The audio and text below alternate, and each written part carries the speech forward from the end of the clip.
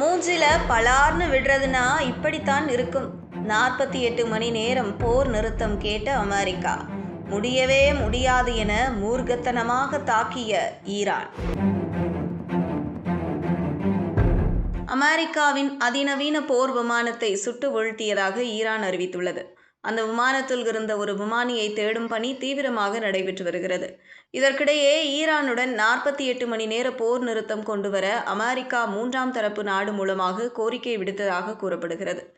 ஆனால் அமெரிக்காவின் இந்த 48 மணி நேர போர் நிறுத்த முன்மொழிவை ஈரான் திட்டவட்டமாக நிராகரித்து விட்டதாக செய்திகள் வெளியாகியுள்ளன.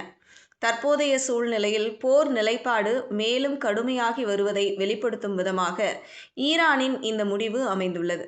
ஈரான் போரை முடிவுக்கு கொண்டுவர தூதரக முயற்சிகள் தோல்வியடைந்ததுடன் இராணுவ மோதல்களும் தீவிரமாக அதிகரித்துள்ளன.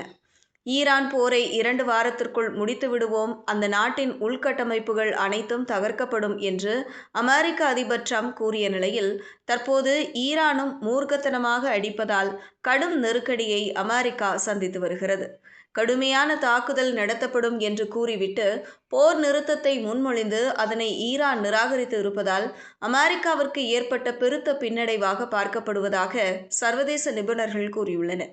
இதனைத் தொடர்ந்து ஐநா பாதுகாப்பு கவுன்சில் ஈரான் மீது தாக்குதல் நடத்தி போர் பதற்றத்தை முடிவுக்கு கொண்டு வந்து மீண்டும் ஹார்முஸ் நீரிணை திறக்கும் வகையில் பஹ்ரைன் நாடு தீர்மானம் ஒன்றை கொண்டு வந்தது. ஈரானுக்கு எதிராக மற்ற நாடுகளும் ஒன்றிணைய வேண்டுமென வலியுறுத்தப்பட்டது. இதற்கு ஐநா பாதுகாப்பு கவுன்சிலின் நிரந்தர உறுப்பினர்களான சீனா, ரஷ்யா எதிர்ப்பு தெரிவித்ததை அடுத்து தொடர்ந்து தீர்மானம் தோல்வியில் முடிந்தது.